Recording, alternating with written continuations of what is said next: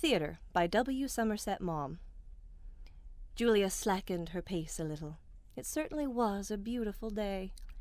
She let herself into her house with a latchkey, and as she got in, heard the phone ringing. Without thinking, she took up the receiver. "Yes." She generally disguised her voice when she answered, but for once forgot to. "Miss Lambert?"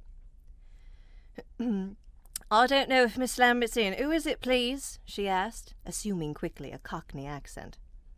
The monosyllable had betrayed her. A chuckle traveled over the wire. "I only wanted to thank you for writing to me. You know, you needn't have troubled. It was so nice of you to ask me to lunch. I thought I'd like to send you a few flowers." The sound of his voice and the words told her who it was. It was the blushing young American whose name she did not know. Even now, though she had looked at his card, she could not remember it.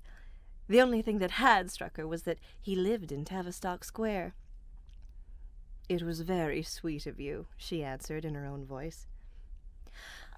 "I suppose you wouldn't come to tea with me one day, would you?" The nerve of it! She wouldn't go to tea with a duchess. He was treating her like a chorus girl. It was rather funny when you came to think of it. "I don't know why not." "Will you really?" Oh, his voice sounded eager. He had a pleasant voice. "When?" She did not feel at all like going to bed that afternoon.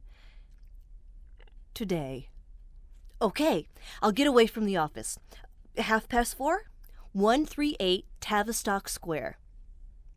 Oh, it was nice of him to have suggested that. He might so easily have mentioned some fashionable place where people would stare at her. It proved that he didn't just want to be seen with her. She took a taxi to Tavistock Square. She was pleased with herself. She was doing a good action.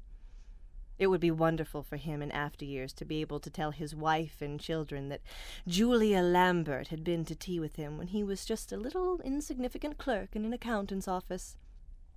And she had been so simple and so natural. No one to hear her prattling away would have guessed that she was the greatest actress in England. And if they didn't believe him, he'd have her photograph to prove it. Signed, "Yours sincerely." He'd laugh and say that, of course, if he hadn't been such a kid, he'd never have had the cheek to ask her.